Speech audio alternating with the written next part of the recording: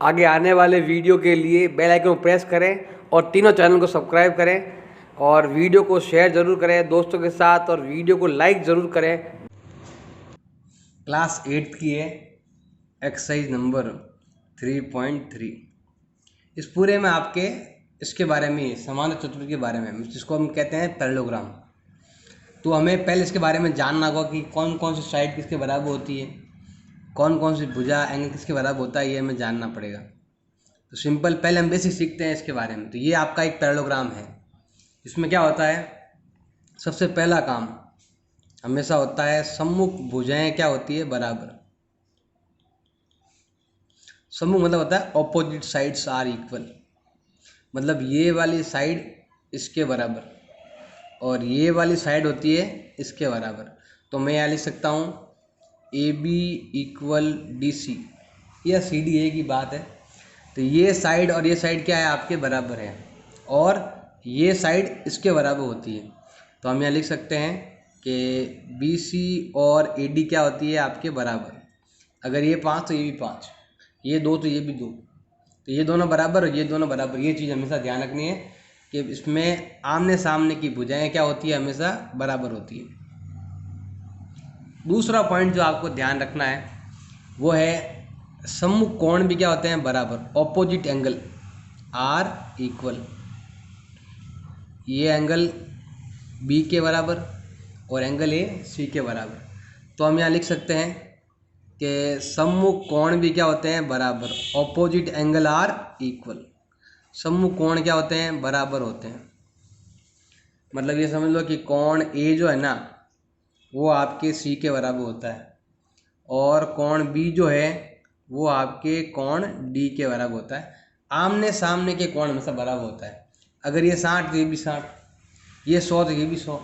ये चीज़ आपको ध्यान रखना है, आमने सामने के कोण बराबर होता है। जैसे ही क्वेश्चन लिखा है कि वो एक पैरेललोग्राम है, वो एक समान चतुर्भुज है, इसका मतलब है इसके आमने सामने के कोण क्या होंगे, आपके बराबर होंगे।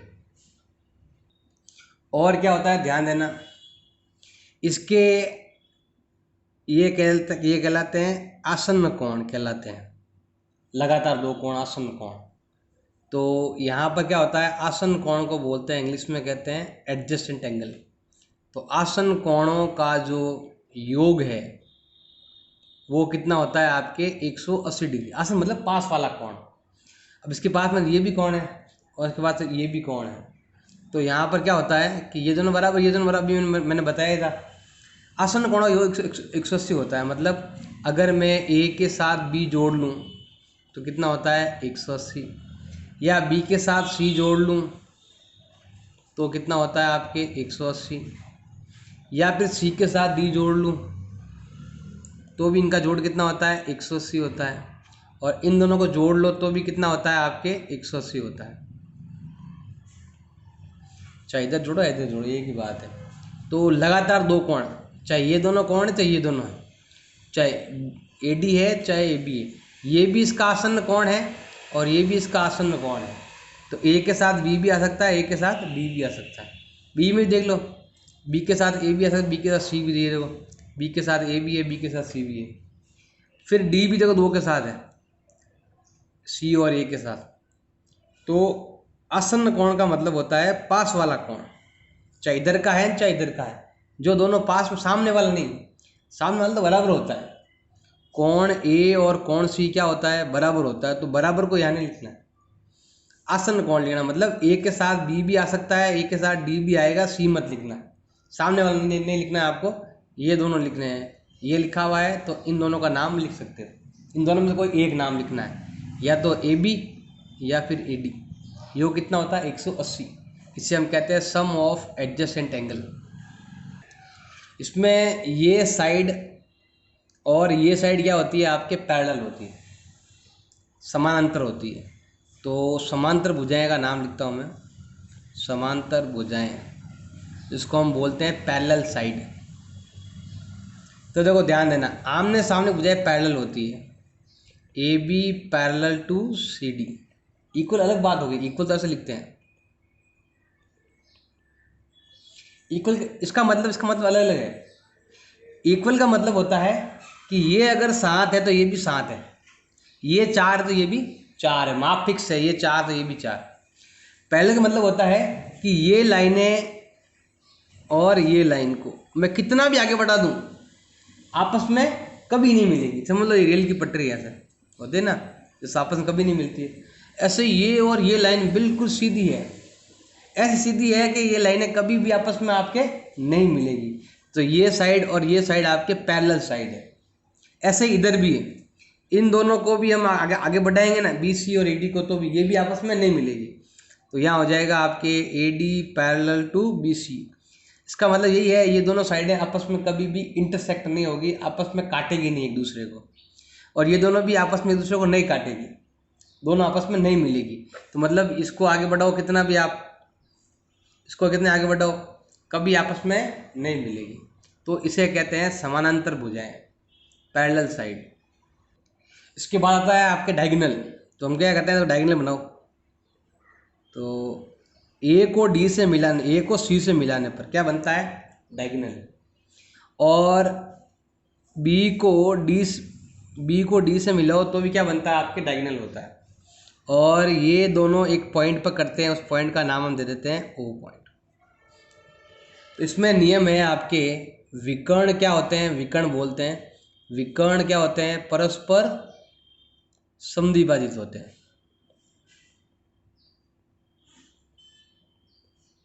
इसका मतलब होता है डायगोनल बाइसेक्ट ईच अदर। तो लिख सकते हैं ऐसे, diagonal bisect each other. Each other मतलब होता है परस्पर, इसको और बोलते हैं एक दूसरे के, एक दूसरे को। मतलब ये लाइन इसको दो भागों में बांटती है और ये लाइन इसको दो भागों में बांटती है। मतलब ये वाली साइड इसके बराबर है और ये वाली साइड इसके बराबर है। अब देखो सिंपल एग्जांपल देता हूँ, यहाँ अगर 5 है तो ये भी 5, अगर ये 4 तो ये भी 4। हाँ अलग अलग है, जैसे मान लो ये 4 है तो ये भी 4 है, और अगर ये 5 है तो ये भी 5 है। लेकिन सब क्या है, ये दोनों बराबर, ये दोनों बराबर, लेकिन अलग अलग होंगे। ये 4 है तो 5 होगा, थोड़ा सा क्या आएगा आपके फर्क आएगा, ये ध्यान रखना। ऐसे ये इसके बराबर है, ये इसके बराबर, ये चीज़ आपको ध्यान रखनी है। मतलब क्या हुआ, मतलब ये हुआ कि ए ओ बराबर किसके हैं, सी ओ के हैं, और बी ओ किसके बराबर है, आपके डी ओ के हैं। विकर्ण परस्पर एक दूसरे को दो भागों, परस्पर का मतलब होता है ये इसको दो भागों में बांटता है, ये इसको दो भागों में बांटता है। ऐसे तो मान लो ये लाइन है, तो यहाँ पर एक लाइन है, तो ये इसके बराबर है जबकि ये इसके बराबर है। ये बड़ी बड़ी है साइड है, ये छोटी छोटी साइड है। ऐसा तो आपस में एक दूसरे को क्या करते हैं, दो भागों में बांटते हैं। अभी इस एक्सरसाइज में देखो आपको क्या करना है, क्वेश्चन नंबर 1 आपके दे रखा है इसमें। तो हमें क्या करना है कि जो पॉइंट दे रखा है उसको हमें लेकर इसके पॉइंट को क्या करना है, आपको सिद्ध करना है, मतलब कौन किसके बराबर बताना है। तो सिंपल तरीका है, देखो सिंपल मेथड है। सबसे पहले देखो मैंने अभी जो नियम बताया था उन नियमों का ध्यान देना है। तो ये क्या है, एक समांतर चतुर्भुज। ये क्या दे रखा है आपके, एक समांतर चतुर्भुज है, ये वाला पैरेललोग्राम है। तो ए डी किसके बराबर है, ए डी किसके बराबर है, आमने सामने भुजाएं हमेशा क्या होती है, बराबर होती है। ए डी किसके बराबर है, बी सी के। तो हमारा उत्तर हो जाएगा ए डी बी सी के बराबर है। कारण क्या लिख सकते हो, ऑपोजिट, मतलब ये आमने सामने की भुजाएं, सम्मुख भुजाएं बराबर होती है। डी सी बी, तो देखो ध्यान देना, डी सी बी ये एंगल, इसको आप तो केवल सी भी लिख सकते हो क्योंकि नाम बीच में ना सेंटर में, तो इसके बारे में जो सेंटर में होता है उसी के बारे में बोल रहा है। तो हमारा ये कौन के बराबर होगा, आप केवल ए लिखो तो भी चलेगा, नहीं तो आप ऐसे लिख दो डी ए बी, मतलब एंगल सी बराबर है एंगल ए के। क्यों बराबर है, ऑपोजिट एंगल, जो नाम बीच में होता है ना एंगल में उसी के बारे में बोला जाता है। तो ए और सी बराबर है ऑपोजिट एंगल। ओ सी भुजा, ओ सी मतलब ये वाली भुजा,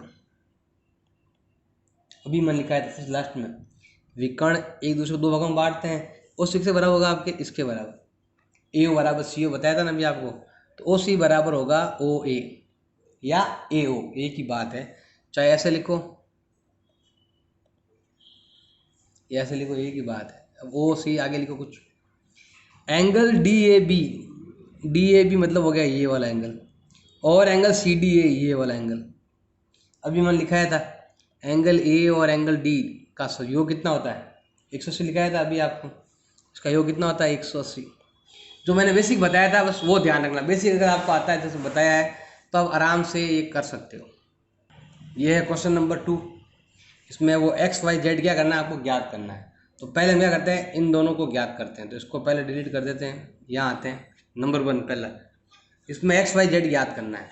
तो सिंपल है, अभी जो नियम बताए थे उन नियमों का ध्यान रखना है। पहला, आमने सामने के कोण क्या होते हैं, बराबर। तो मैं यहाँ लिखूंगा कोण बी बराबर होता है कोण डी। क्यों है ये, लिख सकते हो सम्मुख कोण किसके, समान चतुर्भुज के सम्मुख कोण क्या होते हैं, क्योंकि यहाँ लिखा हुआ ना समान चतुर्भुज के सम्मुख कोण क्या होते हैं, बराबर होते हैं। तो अगर आपका बी कितना है 100 है और डी कितना है वाई, तो बताओ वाई का वैल्यू कितना आ गया 100 डिग्री। बी की जगह 100 लिखा हुआ है, डी की जगह वाई लिखा हुआ है, तो वाई इक्वल कितना हो गया आपके 100 डिग्री हो गया। अब मैंने एक पॉइंट और ही बताया था, लगातार दो आसन कोणों का योग कितना होता है 180। तो मैं लिखूंगा कोण ए और कोण बी का योग कितना होता है 180 होता है। अभी मैंने आपको लिखाया भी था, जिससे हम कहते हैं आसन्न कोण कहते हैं। समझ ऊपर लिखा हुआ है। अब ए की जगह लिखा हुआ है आपके जेड, बी की जगह लिखा हुआ है 100 बराबर 180। 100 को उधर भेज दो तो जेड का मान क्या आएगा 180 माइनस 100 कितना हो जाएगा 80 डिग्री। तो एक्स जेड भी आ गया। अब एक्स बचा है, जैसे ये दोनों बराबर है वैसे ये दोनों भी क्या है बराबर है। तो हम क्या करते हैं यहाँ पर लिखते हैं कि कोण ए प्लस सामने वाला कोण कौन है सी, इसी तरह सेम ये वाला कोण, ये नहीं बराबर लिखना पड़ेगा आपको, कोण ए बराबर है कोण सी के। आमने सामने के कोण क्या होते हैं बराबर होते हैं, ये दोनों कोण आपस में क्या होंगे बराबर। तो ये दोनों बराबर क्यों आए, तो लिख सकते हो सम्मुख कोण, ऑपोजिट एंगल ऑफ पैरेललोग्राम। सम्मुख कोण बराबर होते हैं, तो ए का मान कितना है, 1 किसके बराबर है जेड के बराबर है, और सी किसके बराबर है आपके एक्स के बराबर है।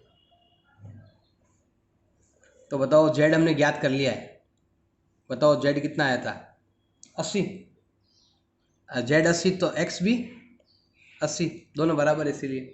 तो ये हमने तीनों कोण ज्ञात कर लिए। अब हम लेते हैं सेकंड वाला। इसमें क्या करेंगे ध्यान देना, सिंपल है।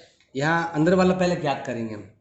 तो इसको हम यहाँ पर मान लेते हैं एक्स वाई जेड तो आ गया, तब यहाँ पर डब्लू मान लो, ऐसे ही जरूरत नहीं है हमें, लेकिन हमें एक्स वाई जेड ज्ञात करने के लिए डब्लू जरूरी है। तो पहले हम क्या करते हैं यहाँ पर बताओ डब्लू कितना होगा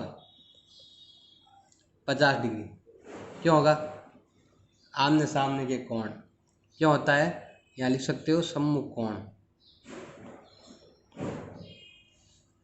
दूसरा, एक्स और डब्लू का जोड़ कितना होता है 180 होता है, क्योंकि ये ना आसन्न कोण हो गए। तो एक्स प्लस डब्लू का जोड़ कितना होता है 180 होता है। क्यों होता है आसन्न कोण। तो बताओ एक्स और डब्लू, अब एक्स तो हमें ज्ञात करना है और डब्लू हमने यहाँ ज्ञात कर लिया, कितना आया था 50, उधर भेज दो घटा दो, तो x का मान आ जाएगा 180 माइनस 50 कितना हो जाएगा 130 डिग्री, ऐसे ये भी हो गया। अब हमें y ज्ञात करना है, तो x और y क्या होते हैं बराबर। तो हम यहाँ लिखेंगे x और y क्या है बराबर है। बराबर क्यों होते हैं, हमेशा सम्मुख कोण है।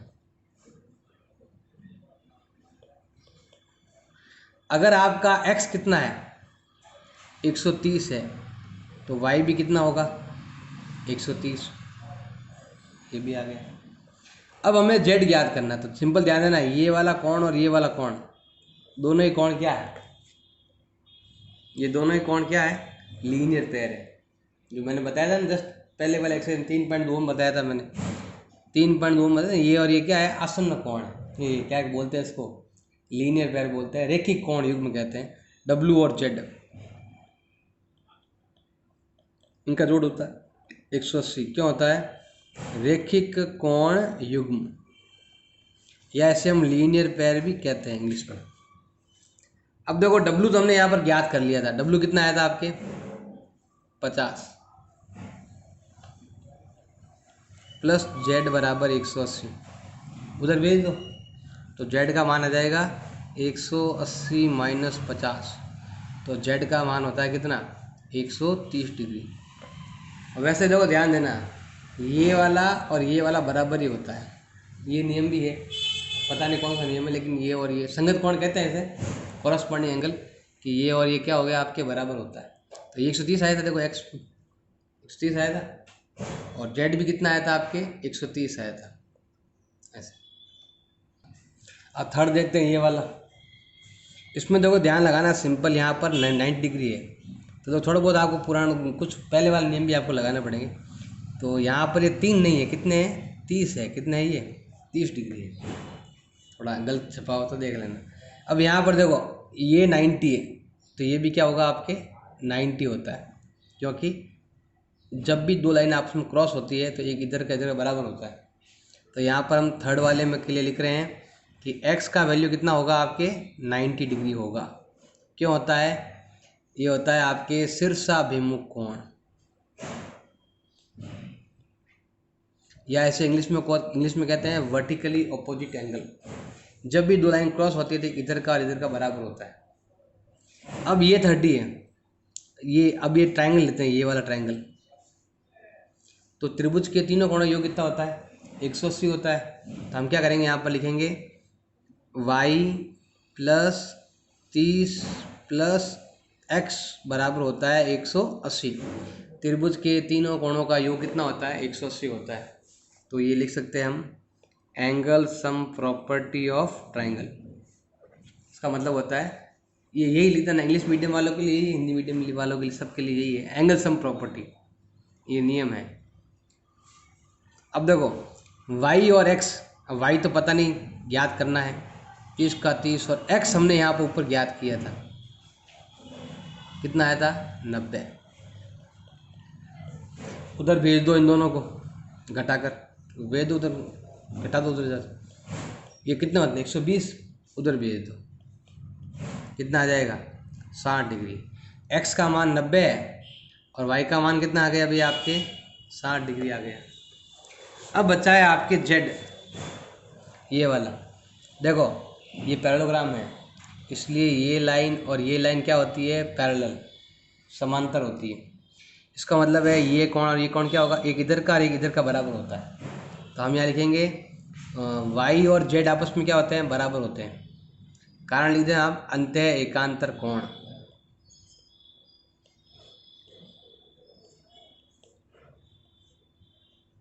जब भी रेखाएं समांतर होते हैं ये और ये बराबर होते हैं, y और z बराबर होगा, तो बताओ y कितना 60, तो z भी कितना 60। ये क्वेश्चन थोड़ा अलग है, मतलब आपके जो है ना समांतर नियमों से थोड़ा अटपटा सा, थोड़ा अलग सा है बस ये।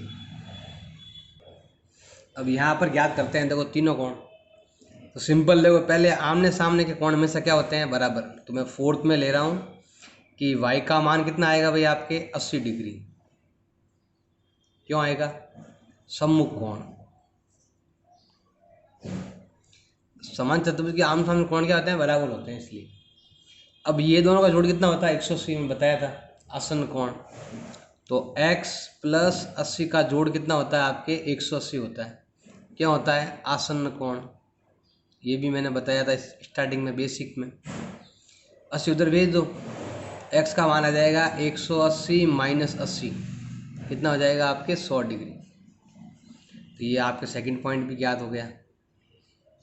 थर्ड लेते हैं, अब देखो ये एंगल ज्ञात करना z, अभी मैंने बताया था ना लगातार दो एंगल, उधर वाला ये, या तो ऐसा कर लो ये वाला ज्ञात करके आप उधर वाला ज्ञात कर लो, या फिर ये और ये हमेशा बराबर होता है, संगत कोण कहते हैं इसे। तो जब भी दो लाइन होती है ना समांतर, तो दोनों एक साइड के एंगल बराबर होते हैं। तो ये भी ऊपर वाला है, ये भी ऊपर वाला है, तो z का मान किसका बराबर होगा आपके 80 डिग्री। इसका मतलब होता है आपके संगत कोण। नहीं आता संगत कोण समझ में, तो x और ये वाला यहाँ पर w मान लो, ये दोनों बराबर, और फिर इसे इन दोनों जोड़ कितना होता है 180 होता है, घटा दो तो भी हो जाएगा। अब लेते हैं ये वाला, ये और ये कोण हमेशा क्या होता है, बराबर। तो फिफ्थ वाले में मैंने बताया था आमने सामने के कोण क्या होते हैं, बराबर। तो y का मान कितना आ गया, 112 डिग्री। क्यों होता है, समकोण। अब क्या करना है आपको, सिंपल तरीका है। तो ये त्रिभुज लेंगे, ये त्रिभुज के तीनों कोणों का योग कितना होता है, 180। ये वाला, ये वाला और ये वाला। तो मैं यहाँ पर लेता हूँ x + y + 40 बराबर कितना होता है, 180 डिग्री होता है। क्यों होता है, angle sum property. Hindi medium वाले भी ये लिख सकते। इसका मतलब होता है त्रिभुज के तीनों कोणों का मतलब ये वाला नियम, इसको बोलते हैं इस सूत्र के हिसाब से। 3 - 2 हो जाए 3 है, 3 - 2 180 आ जाएगा आपके। अब x का मान तो हमें पता नहीं है, y का मान हमें ज़रूर पता है, 112 + 40 बराबर 180।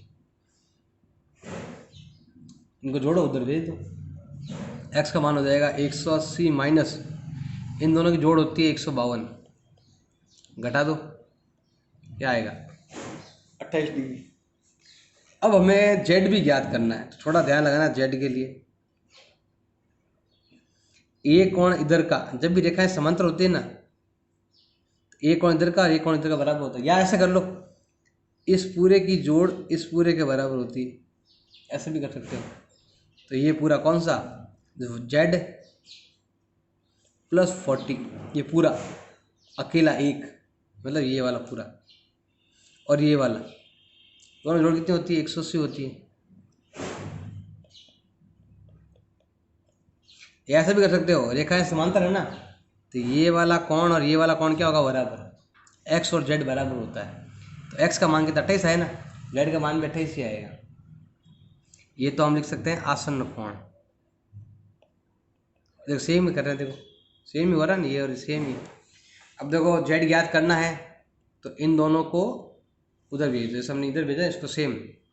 180 माइनस 152 कितना हो जाएगा, 28 डिग्री। ऐसे क्वेश्चन नंबर 3 में आपसे पूछा है ABCD समान चतुर्भुज है और क्या ये हो सकता है बताना है आपको, सही है या नहीं है बताना है। ये मैंने डायग्राम बना दिया, अब इसके देखा आपको बताना है। सबसे पहला काम क्या कहा इसने, B और D का जोड़ कितना होता है आपके 180। B और D की जोड़ क्या 180 हो सकती है क्या, B ये रहा और D ये रहा, हो सकती है। इससे दोनों बराबर होते हैं, वैसे दोनों क्या होते हैं, बराबर होते हैं,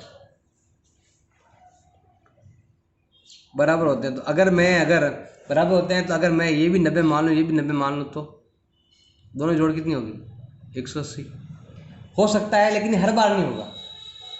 अगर ये थोड़ा सा भी कोण चेंज हो गया, मान लो ये कोण आपका 80 है, तो ये भी क्या होगा, कोण दोनों बराबर होते हैं ना, तो इनकी जोड़ आपकी 180 होगी ही नहीं।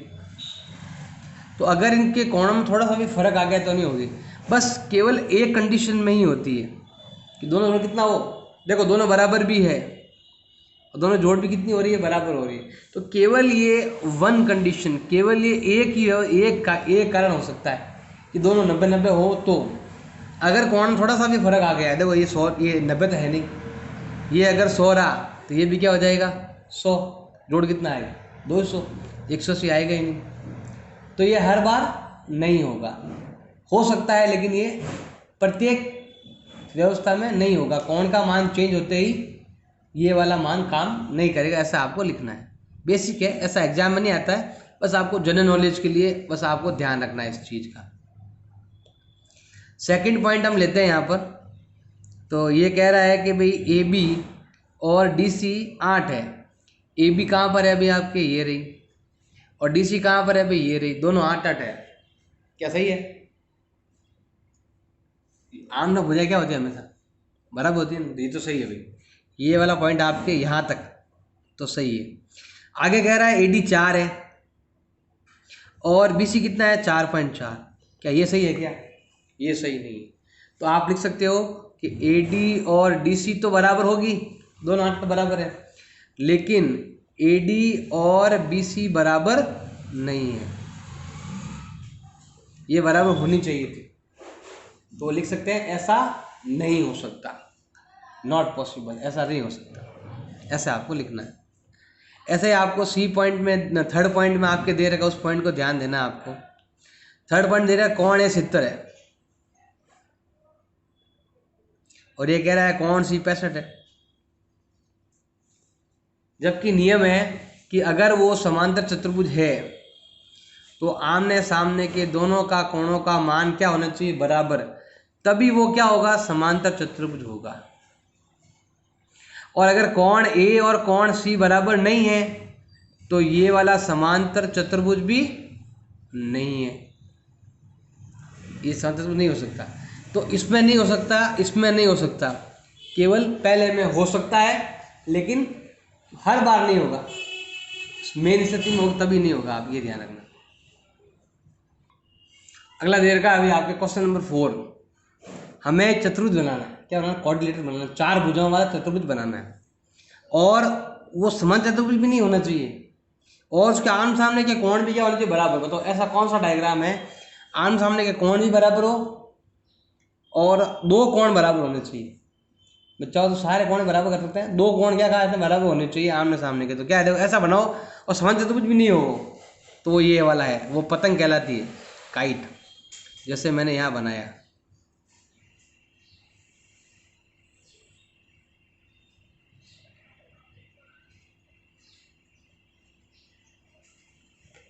ये वाला, थोड़ा सा आप आगे पीछे कर सकते हो इसको,